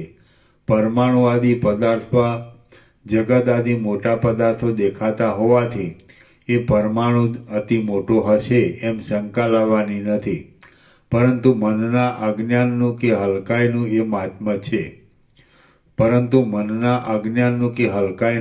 એ મહાત્મ્ય છે. જેમ રત્નોના ખજાનામાં પેઠેલી ધનના સંબંધ વિનાની ઉંદરડીઓ રત્નોને બહુ ન માનતા પોતાના હાથમાં સમાઈ શકે તેટલું ધાન્ય દૈવ યોગથી મળી જાય તો તેને બહુ માને છે, અને બાળકો અતિ મૂલ્યવાળા આભૂષણોને કે જે પોતાને નિત્ય પહેરાવવામાં આવે છે તેને બહુ ન માનતા મૃગ પક્ષીના આકારે બનાવેલ માટીના રમકડાને બહુ માને છે. તેવી રીતે હલકા ચિત્તવાળો અજ્ઞાની મનુષ્ય પણ થોડી વસ્તુને પણ અતિ મોટી માની લે છે. અજ્ઞાનના આવરણવાળા જીવ ચૈતન્યને જે આ જગતરૂપી ભ્રમ જોવામાં આવે છે તેનું સ્વરૂપ વસ્તુતઃ જોઈએ તો સાવ મિથ્યા જ છે, છતાં પણ કેવળ જીવતા પ્રાણીઓને માટે જ આ મનુષ્યલોક છે. મરી ગયેલા જીવોને માટે વળી બીજા લોકો છે, અને તેમાં ધર્મ અધર્મ આદિના ફળો પણ ભોગવવા પડે છે. ઇત્યાદિ સઘળું અતિ વિશાળ સ્વરૂપને ધારણ કરનાર ચિત્તની એક જાતની સંકલ્પરૂપી ભાવના જ છે. ગમે તો સર્વજ્ઞ હોય તો પણ પ્રારબ્ધનો નાશ થાય ત્યાં સુધી વ્યવહાર ચલાવવા માટે અમુક હેય એટલે ત્યાગ કરવા યોગ્ય અને અમુક ઉપાદેય એટલે ગ્રહણ કરવા યોગ્ય છે, એવું અજ્ઞાન સૂક્ષ્મ રૂપથી પણ અંદર રહેલ હોય ત્યાં સુધી થોડી ઘણી પણ જગતરૂપ ભ્રાંતિની ભાવના થવારૂપી મૂઢતા પણ રહેલી હોય છે. જેમ ચૈતન્યવાળા હાથ પગ આદિ અવયવવાળો પુરુષ હાથ પગ આદિને પોતાના અવયવ રૂપ સમજે છે, તેમ સમષ્ટિ જીવ હિરણ્યગર્ભ પણ પોતાની અંદર જ વ્યાપી રહેલા આ ત્રણેય લોકને પોતાના અવયવ રૂપે સમજે છે. હે પ્રિય રામચંદ્રજી, માયારૂપી ઉપાધિવાળા ઈશ્વર તો જ્ઞાન સ્વરૂપ, પરમ ચિદાકાશ રૂપ, અનંત અને જન્મનાશ આદિ વિકાર માત્રથી રહિત આકાશના જેવું અસંગ પોતાનું જે સ્વરૂપ છે, તેમાં માયાના સંબંધથી અવયવ રૂપે કલ્પાયેલા આ સર્વ લોકોને પોતે સમજે છે. અને પછી પ્રલયકાળમાં પણ પોતે જેમ લોઢાનો ગોળો ચેતન હોય તો પોતાની અંદર સૂક્ષ્મ રહેલ હોય, પોતાની અંદર સૂક્ષ્મ રૂપે રહેલ હોય, અસ્ત્રો વગેરેને ભવિષ્યમાં થનારા વિકારો તરીકે દેખે, તેવી જ રીતે જ્ઞાની પરમેશ્વર પણ આ ત્રણ લોકરૂપી ભ્રમ પોતાની અંદર જ સૂક્ષ્મ રૂપે ભાવિ તરીકે રહેલ છે એમ સમજે છે. હે પ્રિય રામચંદ્રજી, માટીનો પિંડો કે જે અધિષ્ઠાન દ્રષ્ટિએ સત્ય છે અને માટી વગેરે આરોપિત રૂપે અસત્ય છે, તે જો જ્ઞાનવાળો હોય તો જેમ ઘડો, કોડિયું વગેરે પોતાની અંદર ભાવિમાં થનાર વિકારોને સૂક્ષ્મ રૂપે રહેલ જ સમજે, તેમ ઈશ્વર પણ પોતાની અંદર સૂક્ષ્મ રૂપે ભાવિ તરીકે રહેલા આ જગતને જાણે છે. જેવી રીતે અંકુર કે જે જળ, બીજ અને માટી આદિના યોગથી ચેતન ધર્મવાળો છે અને મૂળભૂત મૃતિકા સ્વરૂપે જડતાવાળો છે, તે જો જ્ઞાન સંપન્ન હોય તો પોતાના દેહમાં વૃક્ષના નામરૂપથી રહિત એવા વૃક્ષપણાને માની લે, તે રીતે ઈશ્વર કે જે પોતે માયારૂપ ઉપાધિ વિના જોઈએ તો બ્રહ્મરૂપ જ છે, તે આ ત્રણેય લોકને પોતાની અંદર ઉપાધિના યોગે નામરૂપવાળા છતાં નામરૂપથી રહિતપણે રહેલા દેખે છે. જેમ અરીસો કે જે અધિષ્ઠાન દ્રષ્ટિથી જોઈએ તો ચેતન છે અને આરોપિત દ્રષ્ટિથી જોઈએ તો જડરૂપ છે, તે પોતામાં પ્રતિબિંબ રૂપે રહેલ અને ખરી રીતે આભાસ માત્ર હોવાથી પોતાનામાં ન રહેલ નગરને જો પોતે જ્ઞાનવાન હોય તો જાણે, તે રીતે ઈશ્વર કે જે બ્રહ્મરૂપ જ છે, તે માયા, અવિદ્યા આદિ ઉપાધિવાળી દ્રષ્ટિએ આ ત્રણેય લોકને પોતાની અંદર વિવર્ત રૂપે રહેલા સમજે છે અને ઉપાધિ રહિત શુદ્ધ દ્રષ્ટિ વડે તેને નથી જ એમ માને છે. ત્રણેય લોક દેશ, કાળ, ક્રિયા અને દ્રવ્ય માત્ર જ છે અને અહંકાર પણ તે સંબંધી અભિમાનરૂપ હોવાથી એ બંનેનો એટલે અહંકારનો અને જગતનો સમાન સ્વભાવ હોવાને લીધે કશો ભેદ સિદ્ધ થતો નથી. માટીનો પિંડ, લોઢાનો પિંડ આદિ કલ્પિત ઉપમાનોથી જે મારા તરફથી અને શ્રુતિ આદિ તરફથી ઉપદેશ કરવામાં આવે છે, જે શ્રુતિ એટલે સાંદોગ્ય આદિ ઉપનિષદમાં મૃતપિંડ આદિ દ્રષ્ટાંતો છે. માટીનો પિંડ, લોઢાનો પિંડ આદિ કલ્પિત ઉપમાનોથી જે મારા તરફથી અને શ્રુતિ આદિ તરફથી ઉપદેશ કરવામાં આવે છે, તેમાં દ્રષ્ટાંતના એક ભાગની સાથે જ ઉપમેય મળતું આવે છે એમ સમજવાનું છે. જે કાંઈ જડ ચેતન સ્વરૂપ આ જગત દેખાય છે, તે સર્વ બ્રહ્મભાવ રૂપી પોતાની અતિ સૂક્ષ્મતાને નહીં છોડનાર જીવ ચૈતન્યનું વિવત રૂપે દેખાતું એક જાતનું સ્થૂળ રૂપ છે. અધિષ્ઠાન દ્રષ્ટિ વડે વિવત રૂપે દેખાતા જીવ જગત આદિ સર્વ સંકલ્પ માત્રનો ત્યાગ થતા શુદ્ધ આત્મપ્રકાશનો અનુભવ કરાવનારા પરમ પદમાં નિસંગ અને ઘટ થઈ રહેલા પથ્થરના અંદરના ભાગની પેઠે જીવ જગત આદિનો કશો પણ ભેદ રહેતો નથી. અજ્ઞાની જીવ જે દેશમાં જેવી રીતે જ્યારે અને જે પ્રકારે વિકલ્પરૂપ અંશને કલ્પે છે, તે વિકલ્પ અનુસાર તેનું સાક્ષી ચૈતન્ય જ તેવા વિવર્ત રૂપે થઈ જાય છે. મન પોતે સ્વભાવે જડ હોવાથી જેમ આકાશની અંદર અંકુર થવો સંભવતો નથી, તેમ તેની અંદર સંકલ્પ થવો સંભવતો નથી. એ જડ ચિત્તમાં ચેતન તત્વની સત્તા વડે જ વિચિત્ર સંકલ્પો થવાનું સામર્થ્ય રહેલું છે. માટે સર્વ કલ્પનાનું મૂળ અધિષ્ઠાનરૂપ ચેતન તત્વ જ છે અને તેનો જ આ સઘળો વિવર્ત છે. અજ્ઞાની જીવના ચિત્તમાં જે જીવજગત આદિ ભાવરૂપી વિકલ્પોની વિચિત્ર શોભા ઉદય પામે તે સર્વ ચિદાકાશના અનંતપણાને લીધે અને સર્વવ્યાપીપણાને લીધે ચેતન સત્તાનો વિવર્ત જ હોવાથી સત્ય નથી.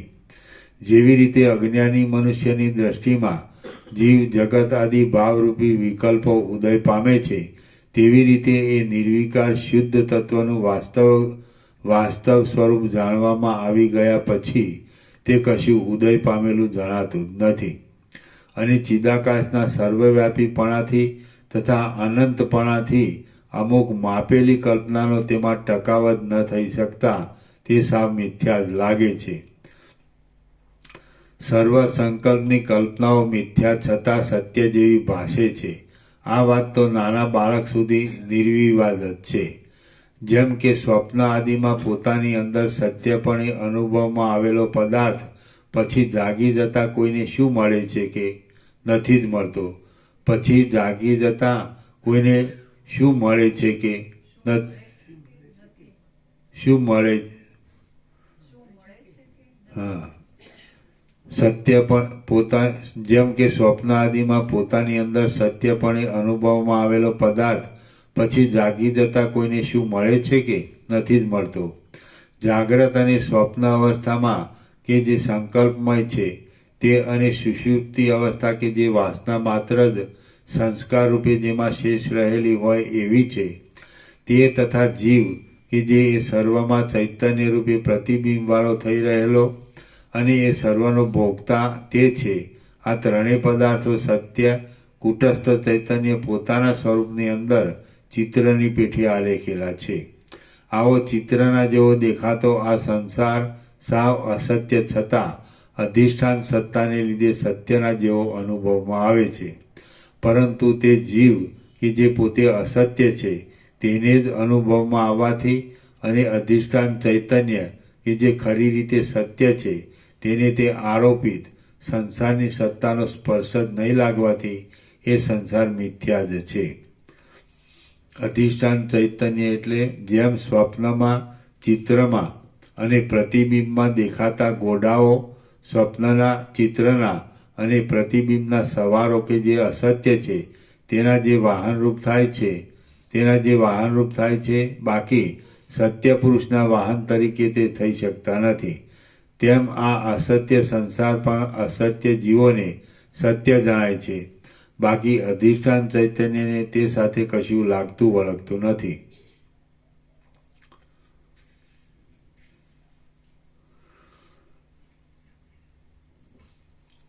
ત્રણેય કાળમાં નાશ ન પામનાર સત્ય બ્રહ્મ તત્વ જ જેમ અજ્ઞાન દશામાં પોતાની સત્યતાને જગતમાં આરોપિત કરી દઈ જગતરૂપે સત્ય ભાસે છે, તેમ જ્ઞાન થયા પછી નાશ પામેલા એ જગતમાંથી પોતાની અધિષ્ઠાન સત્તાને પાછી પોતાની અંદર સમેટી લઈ જગતના રૂપે આરોપિત દ્રષ્ટિએ અસત્ય પણ જણાય છે. એ પરમ તત્વનું જ્ઞાન થયાથી સૂક્ષ્મ દેહ સહિત એકમાત્ર પોતાનું અજ્ઞાન જ દૂર થઈ જાય એટલે પૂર્ણપણારૂપી વિકાસને પ્રાપ્ત થયેલો પોતાનો આત્મા જ નિત્ય મુક્ત અને પરબ્રહ્મરૂપ છે એમ સમજાય છે. અજ્ઞાન દ્રષ્ટિએ જોતા આકાશની અંદર પ્રાણવાયુ સાથે જગતનો સાલમલી વૃક્ષના રૂની પેઠે વાયુ વડે ખેંચાય છે અને પારમાર્થિક દ્રષ્ટિએ જોતા પથ્થરોની જેમ આકાશની અંદર પવન ન ધારણ કરી શકે તે રીતે એ જગતો વાયુ વડે ખેંચાતા જ નથી, કેમ કે તે સંકલ્પમય હોવાથી ખરી રીતે છે જ નહીં. એવી રીતે પ્રત્યેગાત્મા કે જે બરાબર નહીં ઓળખાયાથી સર્વ પદાર્થ સમૂહના ખજાના રૂપ થઈ રહેલો છે અને સર્વત્ર ફેરાઈ રહેલા શૂન્ય આકાશના જેવો છે, તેની અંદર અનંત જગતો અવિદ્યા વડે રહેલા છે. તેમાંના કેટલાક જીવોના પ્રારબ્ધની સમાનતાને લીધે જાગ્રત અવસ્થામાં તથા એક જ બ્રહ્માંડમાં પરસ્પર મળતા આવે છે અને કેટલાક તો બીજા કેટલાક જીવોના પ્રારબ્ધની વિચિત્રતાને લીધે બીજા બ્રહ્માંડો તેમને સ્વપ્નમાં પરસ્પર મળતા પણ આવતા નથી. એ જગતો પરબ્રહ્મનું સર્વશક્તિમાનપણું હોવાથી ગુણ, ક્રિયા, વસ્તુ, જાતિ ઇત્યાદિથી અનંત રૂપે રહેલા છે અને અનેક કાર્યોના આરંભવાળા તથા દિશાઓના અંત સુધી રહેનારા મનુષ્યો વડે સંપૂર્ણ રીતે ભરેલા છે. છતાં તે ચપળ જળની અંદર પ્રતિબિંબ રૂપે રહેલા નગરની પેઠે ક્ષણભંગુર તથા પોતાની અંદર સર્વ સામાન વડે ભરપૂર દેખાતા મોટા ગંધર્વ નગરોના જેવા જોવા માત્ર જ છે. જગતો કે જે ચૈતન્યરૂપ સમુદ્રના તરંગોના જેવા વિવર્ત રૂપે દેખાય છે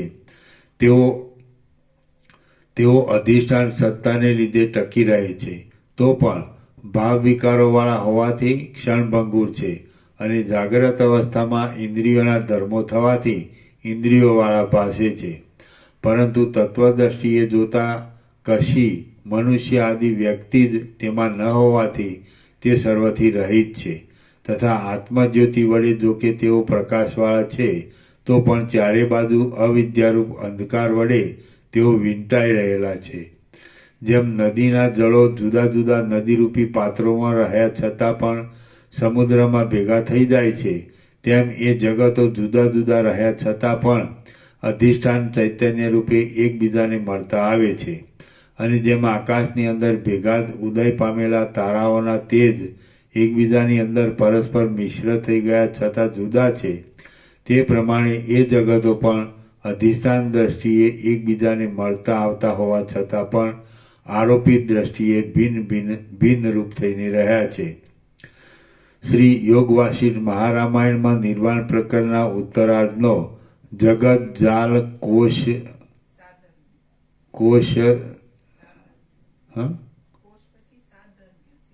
સાધર્મ્ય જગત જાલ કોશ સાધર્મ્ય યોગોપદેશ નામનો સર્ગ 18મો સમાપ્ત. સર્ગ 19મો સમષ્ટિ વ્યષ્ટિ દેહની કલ્પના અને ભોગોનું વર્ણન. આ 19મા સર્ગમાં જીવનું સ્વરૂપ, તેનું તત્વ, સમષ્ટિ દેહ અને વ્યષ્ટિ દેહની કલ્પના તથા સ્થાન, ઇન્દ્રિયો આદિ ભેદથી ભોગ એ સર્વનું વર્ણન આવશે. રામ બોલ્યા, હે વશિષ્ઠ મુનિ, જીવનું જે કંઈ સ્વરૂપ છે, જે રીતે તે સ્થૂળ શરીર આદિ આકૃતિને ગ્રહણ કરે છે, જે રીતે તે પરમાત્માના સ્વરૂપને પ્રાપ્ત થાય છે અને જે રીતે તે બહારના વ્યવહાર કરે છે તે આપ મને કહો. વશિષ્ઠ બોલ્યા, બ્રહ્મ અનંત ચિદાકાશ રૂપે જ છે. તે પોતાના સંકલ્પ વડે પોતાથી જ સત્તાવાળી એવી સૂક્ષ્મ શરીરરૂપી ઉપાધિમાં પ્રવેશ કરે છે અને તેને ટકાવી રાખનારા પ્રાણનો પોતે આધાર હોવાથી તે જીવ સમષ્ટિ જીવ એવા નામથી ઓળખાય છે. પોતે ચેતનરૂપ છે, તેમજ ચક્ષુ આદિ ઇન્દ્રિય દ્વારા સર્વ દ્રશ્ય વર્ગને જણાવનાર છે, તેથી તેને ચિદરૂપ એવું બીજું નામરૂપ પણ આપવામાં આવે છે. એ સમષ્ટિ જીવનું વાસ્તવ સ્વરૂપ જોઈએ તો તે પરમાણુ રૂપ પણ નથી, સ્થૂળ રૂપ પણ નથી અને સાવ શૂન્ય એવા આકાશ રૂપ પણ નથી. વળી તે આકાશની અંદર રહેલા કોઈ પણ પદાર્થ રૂપ નથી. એ તો કેવળ ચૈતન્ય માત્ર જ છે. પોતાના અનુભવ રૂપ છે અને સર્વત્ર વ્યાપેલું છે. આને સમષ્ટિ જીવ કહેવામાં આવે છે. અતિ અણુ પદાર્થના કરતાં પણ તે અતિ અણુ છે અને અતિ સ્થૂળ પદાર્થના કરતાં પણ તે અતિ સ્થૂળ છે. ખરી રીતે તે દ્રશ્ય વર્ગમાં કશારૂપ નથી, છતાં સર્વરૂપે થઈ રહેલ છે. તત્વજ્ઞ પુરુષો તેને સમષ્ટિ જીવ રૂપે સમજે છે. એ સમષ્ટિ જીવ જે પદાર્થનું જાતિ, ગુણ, આકૃતિ આદિ જે કાંઈ અસાધારણ રૂપ છે તે રૂપે તે પદાર્થની અંદર રહેલ છે.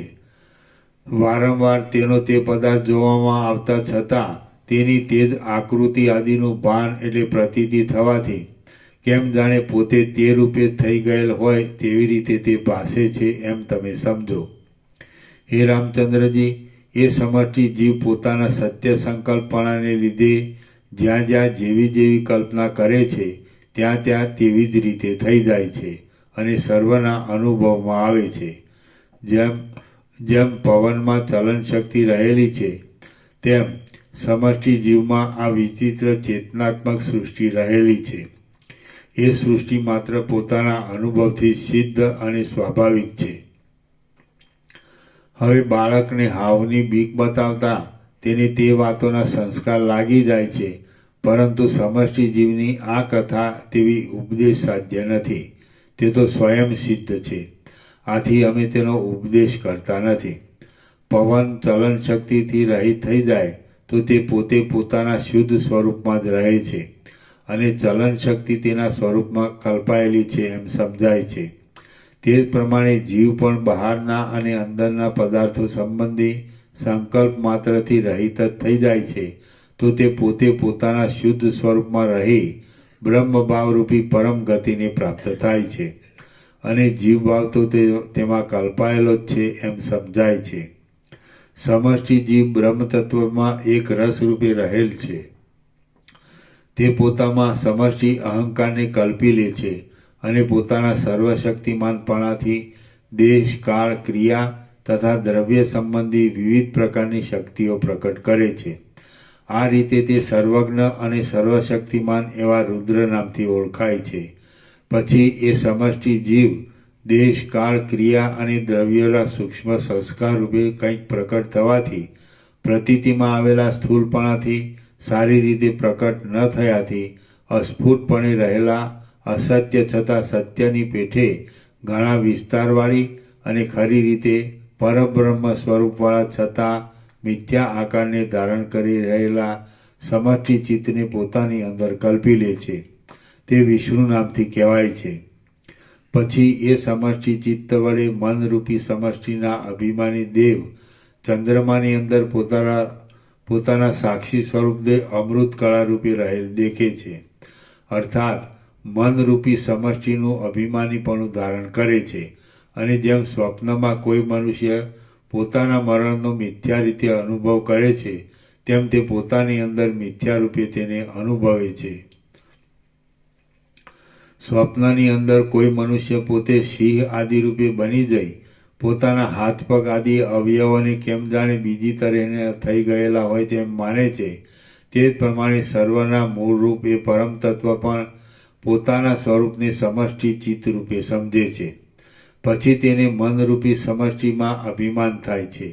એટલે તે પોતાનું ચેતન સત્તારૂપ એવું ખરું સ્વરૂપ ભૂલી જાય છે અને પોતાનામાં વિરાટ રૂપ સ્થૂળ ભાવની કલ્પના કરી લઈ તે રૂપ જ પોતે બની જાય છે. આ વિરાટ મનરૂપી સમષ્ટિના અભિમાની દેવ ચંદ્રમા વડે સ્થૂળ ભાવવાળું કલ્પાયેલ છે.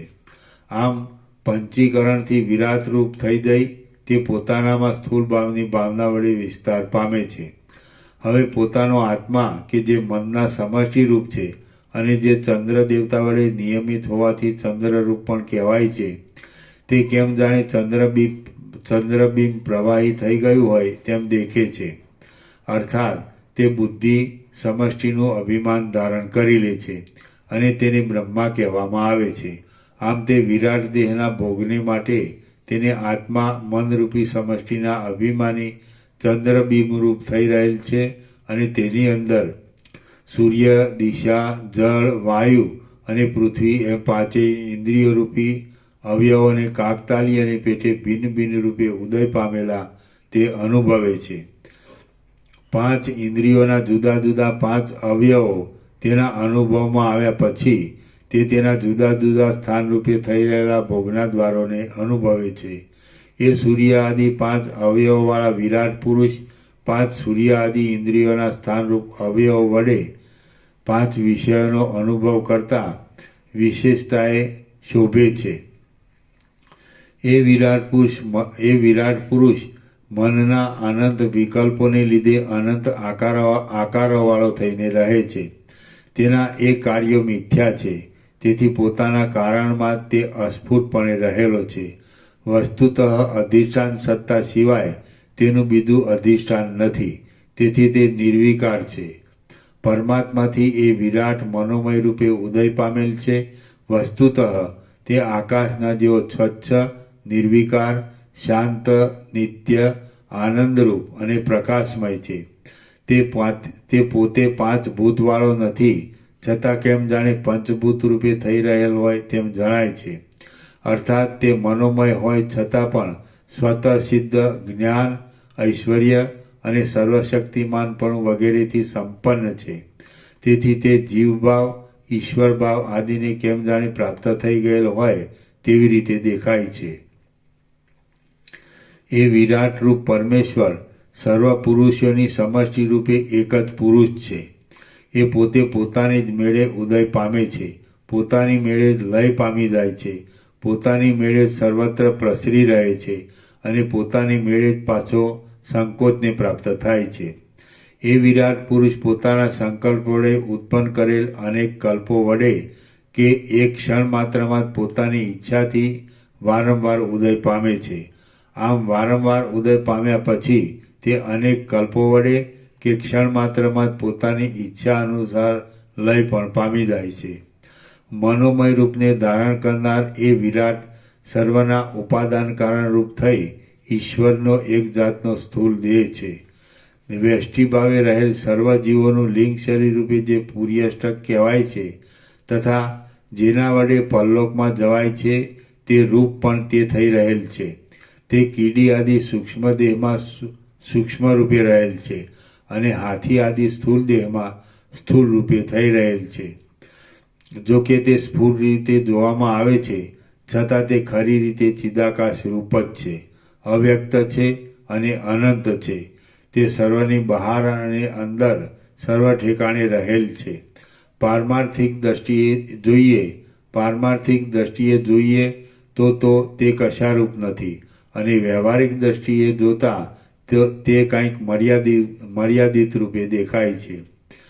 હે રામચંદ્રજી, 5 જ્ઞાનેન્દ્રિય, કર્મેન્દ્રિય સહિત પ્રાણ, મન તથા અહંકાર એ 8 તેના અવયવો છે અને દ્રશ્ય તથા અદ્રશ્ય પ્રપંચ માત્રમાં રસ રૂપે રહેલ છે. એ વિરાટ રૂપે બ્રહ્મા રૂપે થઈને શબ્દ અને અર્થની કલ્પના સાથેના આ વેદો પ્રગટ કર્યા છે. તેણે શાસ્ત્ર સંબંધી સદાચાર આદિની જે મર્યાદા બાંધી છે તે આજ સુધી તેવીને તેવી ચાલી આવે છે. સ્વર્ગલોક આદિ ઉર્ધ્વલોક એ વિરાટ પુરુષના મસ્તક રૂપ છે.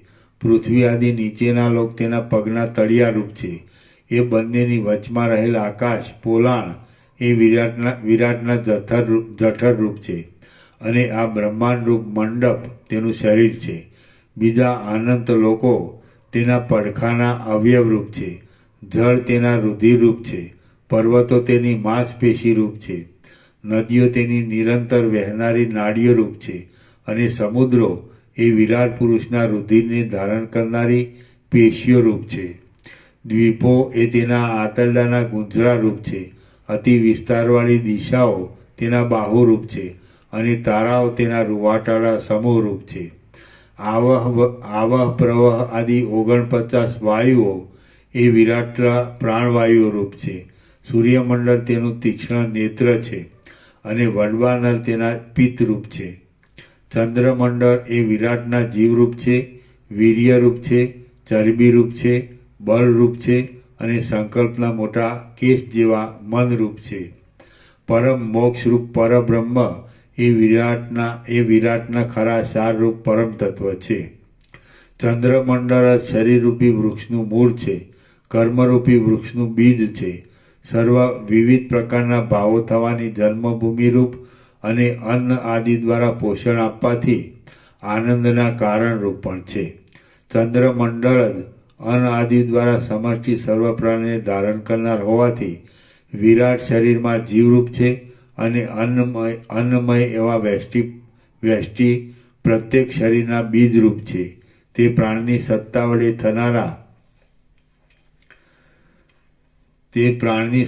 વડે થનારા કર્મોનું પણ મૂળ રૂપ છે અને વ્યષ્ટિ એટલે પ્રત્યેક મનનું પણ તે કારણ છે. એ ચંદ્રમંડળ રૂપી વિરાટ જીવમાંથી ત્રણેય લોકમાં જીવો, કર્મો, મન, ભોગ અને મોક્ષ વગેરે સર્વ વિસ્તાર પામે છે. બ્રહ્મા, વિષ્ણુ તથા મહેશાદિ દેવતાઓ તેમના શરીરો ચંદ્રમંડળના અમૃતનું જ એક જાતનું પરિણામ હોવાથી ચંદ્રમંડળ રૂપી વિરાટ જીવના સંકલ્પ રૂપ છે અને દેવતાઓ, દૈત્યો, પક્ષીઓ તથા બીજા પણ સર્વ પ્રાણીઓ એ એ વિરાટ જીવના ચિત્તના જ એક જાતના ચમત્કારો છે. ચંદ્રમંડળમાં સાક્ષીપણાથી પોતાને અમૃતકળા રૂપે અનુભવનાર એ વિરાટ જીવ એક જાતનો ચેતન તત્વનો જ વિવર્ત છે. પોતાનો સંકલ્પ સત્ય હોય છે, તેથી તે સૃષ્ટિના આરંભકાળમાં જ્યારે જેવી દેવતા આદિ શરીરના આકારની ભાવના કરે છે, ત્યારે તેવી રીતે જ કેમ જાણે પ્રથમથી જ તેમજ સિદ્ધ હોય તેવી રીતે પોતે થઈ જાય છે. હે રામચંદ્રજી, એ ચંદ્રમંડળ સર્વ જીવોની સમષ્ટિરૂપ વિરાટ જીવનું સ્થાન છે. વિરાટનું એ શરીર એક નહીં થયેલા પંચ મહાભૂતોરૂપી 5 અવયવોવાળું છે અને તે જાગ્રત અવસ્થારૂપે સર્વના અનુભવમાં આવે છે. જ્યારે ચંદ્રની કળાઓ ઔષધિઓમાં પ્રવેશ કરે છે, ત્યારે તે તેજ દ્વારા આ વિરાટના જીવરૂપ ચંદ્રમંડળમાંથી સર્વ જીવો પ્રાણીઓના જીવનના સાધનરૂપ અનેક અન્નોમાં પ્રવેશ કરે છે. તે જ અન્નો જીવવાળા પ્રાણીઓના દેહમાં જીવરૂપ ઉપાધિનો આશ્રય કરી જીવનના સાધનરૂપ થાય છે.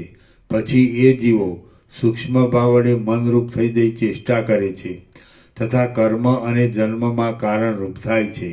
આ રીતે અનેક વિરાટો અને અનેક મોટા કલ્પો ચાલ્યા ગયા છે, હજી પણ થવાના છે અને હાલ પણ નાના પ્રકારની ક્રિયાઓવાળા એ અનેક વિરાટો અને મહાકલ્પો સત્તા ધરાવે છે.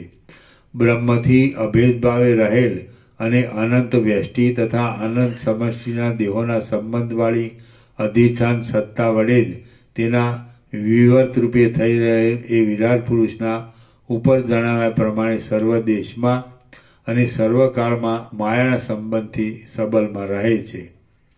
શ્રી યોગવાસિષ્ઠ મહારામાયણમાં નિર્વાણ પ્રકરણના ઉત્તરાર્ધનો વિરાટ આત્મા વર્ણન નામનો સર્ગ 19મો સમાપ્ત. કેટલો ટાઈમ થયો?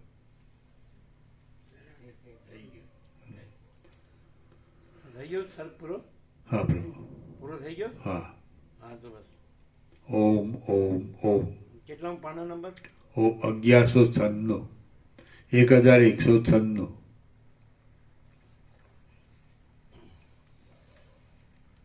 પ્રસાદ આપી દીધો. કેટલામો સર્ગ થયો? 19મો પૂરો થયો.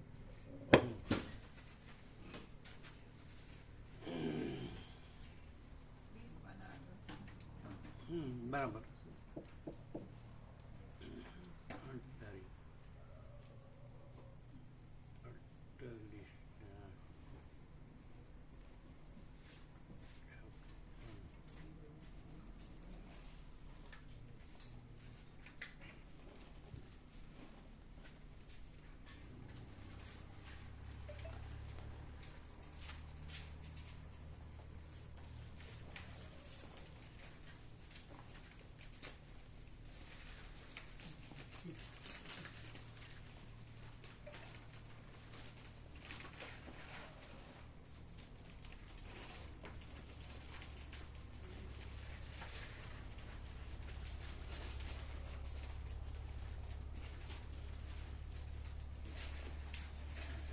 એટલે ટોટાલિટીમાં આ બધું અનંત શુદ્ધ ચિદાકાશ છે ને બાકી બધું જે વર્ણન છે એ બધું ચિદાકાશનો આભાસ જ છે.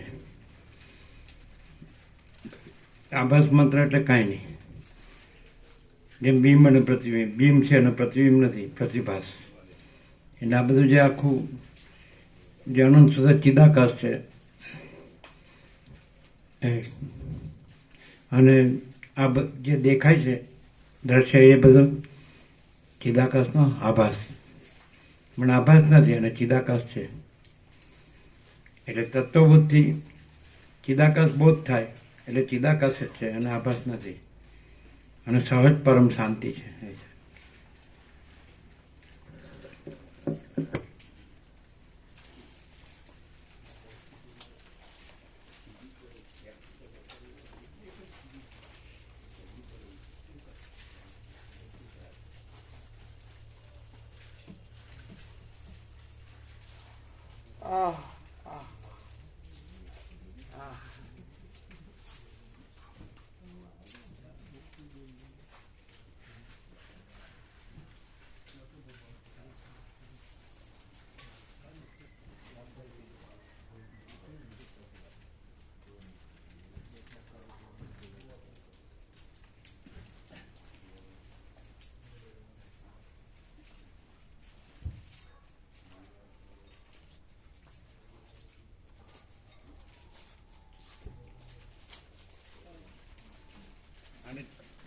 ચિદાકસ આવી રીતે ઓળખાય કે જે ઉત્પન્ન પણ થતું નથી ને લય પામતું નથી, અને આભાસ આવી રીતે ઓળખાય જે ઉત્પન્ન થાય ને લય પામે છે.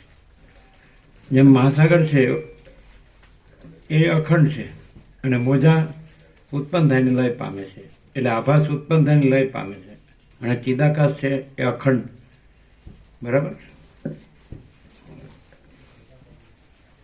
એ આદિ મધ્યંત રહિત છે, એ ઉત્પન્ન થતું નથી અને લય પામતું નથી, એટલે નિત્ય સત્ય છે. ચિદાકાશ નિત્ય સત્ય છે અને આભાસ અનિત્ય સત્ય છે. બરાબર,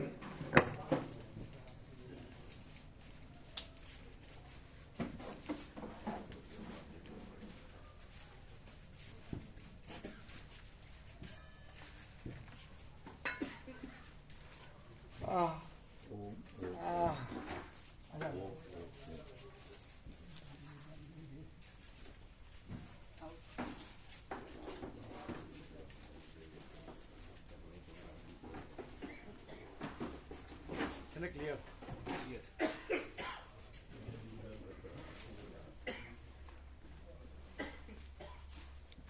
શું કહેતા સવારે આશીષ પ્રભુ? બસ અમારે વાત થઈ પછી મેં એમને કીધું કે મારા ફાધરે 2 વાત કહેલી, કદાચ એમને મેં કીધી હતી કે સંયમી જીવન જીવજે અને અહીં મોટો થયા કરતો ભગવાન આગળ મોટો થા. આજથી 50 વર્ષ પહેલા એટલે અમે એ ચર્ચા કરતા આધ્યાત્મિક. કાલે પ્રભુ અમારી મિટિંગ છે એટલે કીધું નટુ પ્રભુના ચોક ગયો હતો ને ક્યાંય ગાડી લઈને જઉં છું, એટલે પછી કીધું ચલો કાલે સિનિયર સિટીઝનની મિટિંગ છે સવારે. એટલે ક્યાં આગળ મિટિંગ છે? ત્યાં રખ્યાલ જ છે 9 થી 12. સાઈઠ એક બપોરે? હા, બપોરે 9 થી સવારે 9 થી 12. આના પછી તત્વો પછી પણ અમારો સેક્રેટરી છે એને રાવણા જવાનું છે એટલે એ નથી, એટલે થોડી વ્યવસ્થાના ભાગરૂપ નોટુ પ્રભુ આવતા હતા ગાડી લઈને. મેં કહ્યું ચલો એમની માડીની ખબર જવા ગયો હતો. બરાબર, એટલે ગાંધીનગર ગયા છે? ના ના, અહીં રખ્યાલ જ છે. દિવાળીથી અહીંયા લઈ આવે, અહીં રખ્યાલ જ છે. હા, કેમ છે? સારું છે, સારું છે. એટલે હરી પડી શકે? ના, બિલકુલ નહીં. એ તો ઘણા વર્ષોથી. એટલે શું થયું છે? હું એ અંગો બધા જકડાઈ ગયા છે પ્રભુ, અને પથારી વસ જ છે. એટલે ડૉક્ટરે શું કીધું? ડૉક્ટરે કીધું કે હવે આમાં કોઈ પેલું નહીં પડે, સેવા જ કરો. એટલે કે એનું કારણ શું? એ કોઈ અમે અથવા તો બધા સગાવાલા એ વા જે હોય ને સંધિવાન એ ટાઈપનો છે. શેનાથી થાય છે? હેરિડિટીમાં છે, એ લોકો વારસામાં છે. 3 બહેનોને એ તકલીફ, મારા બંને સાથે. હું તો હાથ શરીર નાના બાળક જેટલું થઈ ગયું છે. હા, કદાચ વજન તો 10 કિલો જે છે, વજન તો છે 15 કિલો વજન હશે. વજન કેટલું? 15 કિલો, 15-20 કિલો વજન. નાનું થઈ? હા હા, નાનું. કેટલા વર્ષથી છે આવું? આમ 10 વર્ષથી છે, પણ પથારી બસ 2 વર્ષથી થઈ ગયા. વોકર લઈને ચાલતા. એટલે આમ બધું ઓળખે સમજે બધું? હા, એમ તો બોલે, આમ તો બોલે તો સરસ બોલે છે બધું. પ્રસાદ લે? સવારે સાંજે રોટી શાક લેવાય છે. પ્રસાદ લે? હા, લે. વિશ્રામ થાય? થાય. એટલે જ આ જ્યારે સ્વસ્થ જે દેહ છે એનાથી સીધું પરમાત્મા રહેવું જોઈએ, ડાયરેક્ટ. વચમાં બીજું કાંઈ પછી હે છે જ નહીં. છે જ નહીં. હા, અને આ છે જ પરમાત્મા જ છે. હે શું છે એમનું છે? હા, લઈ લે.